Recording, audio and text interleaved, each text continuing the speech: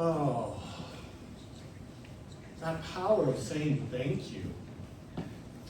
Just thank you. Right? We teach in Science of Mind that spirit is this benevolent, creative beingness that resides within and as each one of us. And so it's beyond spirit's concept, if you will, to ever think, I'm going to give them something really bad. I'm going to give them something really good. It just knows to give. And so what do? We decide in that moment if this is good or this is bad. This feels nice. This hurts. Whatever it is, right? Based on our experiences and based on where we're at that moment. There's some very good reasons, right? We're human. And so some of it is that, some of the lesson is that we label it as bad, and then we're given this opportunity to look at it and to revisit it and to continue on our journey. And with some grace, with some work, with some time, we can start to get what that experience was about. And that's kind of what we're going to talk about today. Oxford Languages defines gratitude as the quality of being thankful, readiness to show appreciation for, and to return kindness.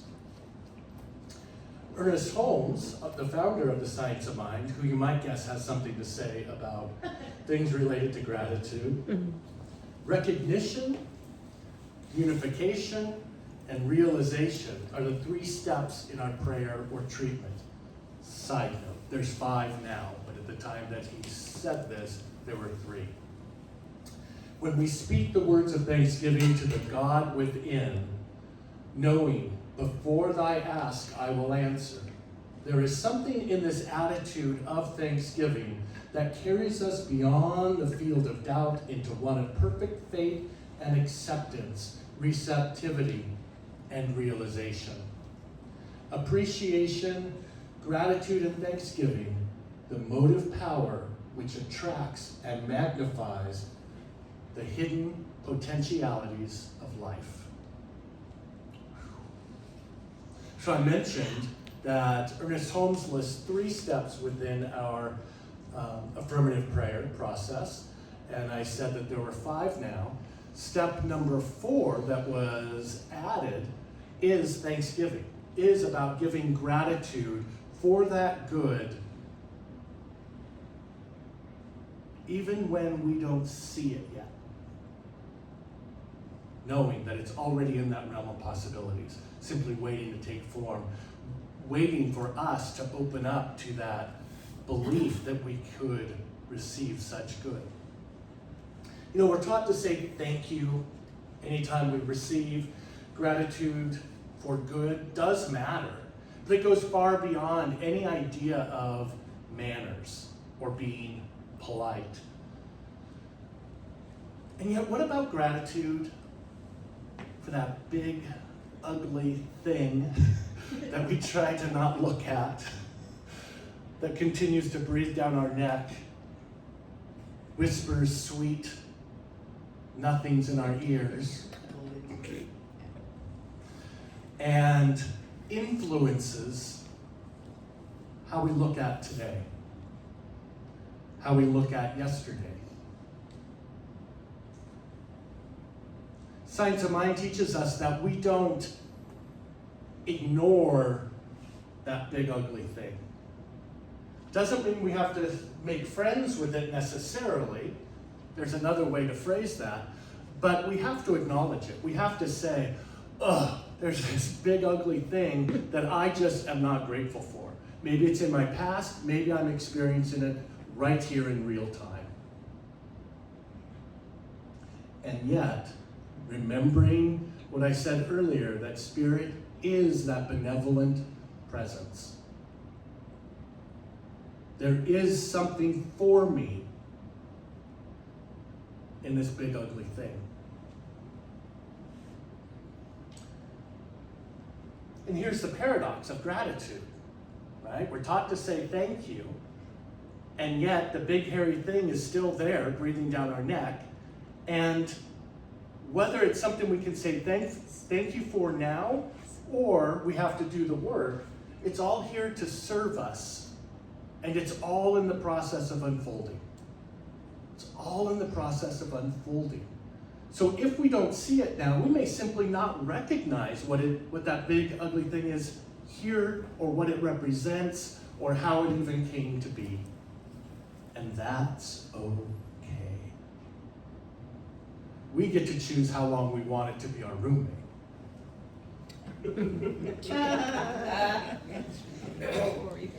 And so we're gonna not talk about that kind of good where a friend buys us a coffee, or we notice there's a little bit more in our bank account. I think all of us are pretty darn good of recognizing that and saying, thank you, life, for that good. We're gonna talk about those things that we don't see, feel the gratitude about right now, or that we didn't feel at the time that it showed up. Ram Dass tells this story about a rough, tough samurai, sword in the sheath, meets a monk. And the samurai goes up to the monk and says, tell me about heaven and hell. Tell me the difference between hell and heaven. The monk says, I can't. You're too ugly. You smell. What are you even doing talking to me? Get out of here. The samurai feels that rage bubbling up from within, begins to pull his sword, and just as he's about to swing at the monk says, that is hell. The monk pauses, feels the temperature inside start going down, is flushed with gratitude that this monk was willing to risk his life for this teaching, and says, thank you. And the monk says, that is heaven.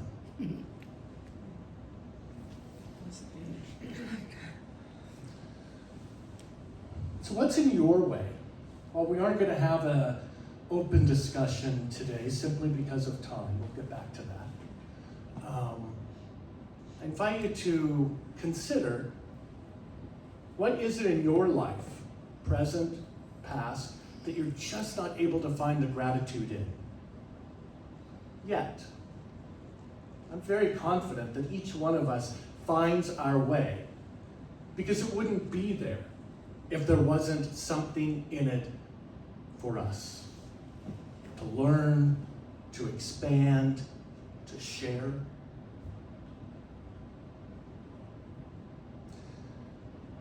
Reverend David Alt, he was the CSL minister of the Atlanta Center. Before that, I think he was in Alabama or Arkansas. Just a powerful, powerful man. He is the founder of the Kaleidoscope Foundation that builds schools and provides fresh water in, is it Cambodia? Yeah, in Asia, yeah. Cambodia, and he's expanded. Yeah. And so he spoke at New Vision Center in Phoenix. And I rewatched that talk because of something he said stayed with me. It's about finding the gratitude, taking the time to understand and receive the information of what that situation, what that event was about.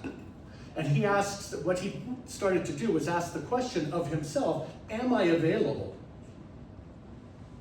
I know sometimes in spiritual practice I'll say, I'm open to understanding what is here for me. But after asking the question, am I available, there's a difference. I'm open to sometimes for me, can feel a little bit like I'm opening the door and just kind of peeking around. Yeah. Maybe I've even got the foot up against the door, There you go. just in case it charges in and it's scary. I'm available signifies for me that I'm wide open to receive. And so he began doing that work. Meditation, prayer, allowed me to be fully available. And he joined a retreat in South America and was down there doing this work about being available and understanding some things in his life that he had shut the door on, thought he was complete with. And what came up was his dad. And he's like, I think that's wrong. I think that message I'm getting from Spirit is wrong because I've done that work and I've shut that door, I'm done. And the guide said, what if you just go back to your mat and just be with it some more and ask, am I interpreting this right? Is this really about my dad? That night, what they called in the retreat, their camp dog or their guide dog, who would find the one that needs some special guidance and will rest its head on them, joined Reverend David in bed and put its head upon his chest as he started to fall asleep. And he had another vision. And that question of, am I available? Do I really want to know? And his reply was, more than anything. More than anything. So he was shown a visual of his father at his father's passing. He knew that his dad died in a shower, had some sort of cardiac event, and that was about it. In this vision, David is above this shower looking down and sees his dad crumpled to the floor of the shower. And the voice says, tell him, well done, thy good and faithful servant. And you can imagine, if you have some stuff maybe lingering around a situation, that might be too much to ask. And that's actually a phrase that Jesus spoke. And it was really about being good servants of receiving and doing good with that good that we receive. Continuing on the work. The voice came again. Tell him, well done, thy good and faithful servant. And after some argument, as you can imagine, back and forth, Reverend David paused, looked at his dad, and said, well done, thy good and faithful servant. And in this vision, his dad looked up and did this, 2 thumbs up. He was like, what? What's that? He goes, you get it. Get what? I don't get it. And his dad still with the 2 thumbs up saying, you understand now.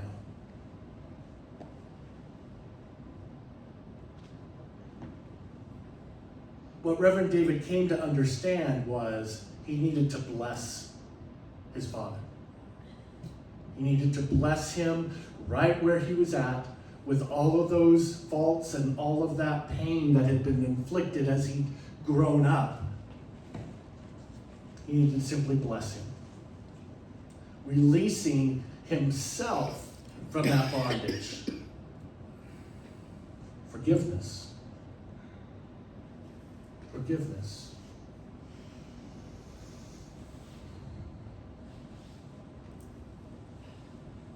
And so are we really available today?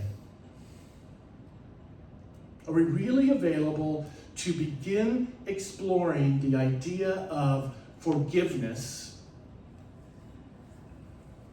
which is different than saying what you did was right,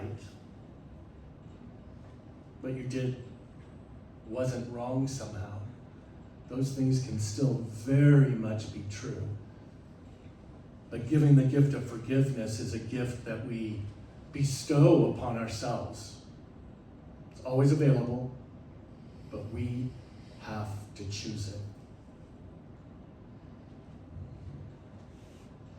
So remember that Ernest Holmes quote, the part where he said, when we speak the words of thanksgiving to the God within, knowing before thy ask I will answer, there is something in this attitude of thanksgiving that carries us beyond the field of doubt into one of perfect faith and acceptance, receptivity and realization. It's about seeing the gift that situation of that, where is it? That big ugly thing that showed up. Once we can forgive it, receive that gift, and use that gift, right? Be that good servant of that gift and share that story so that others hear, oh, that's possible. Right? Being good stewards of our good. And so I invite you to simply ask yourself as you move through this Thanksgiving holiday and beyond, am I available to see the good? Am I really available? And if the answer is no, bless yourself. And then ask a little bit later.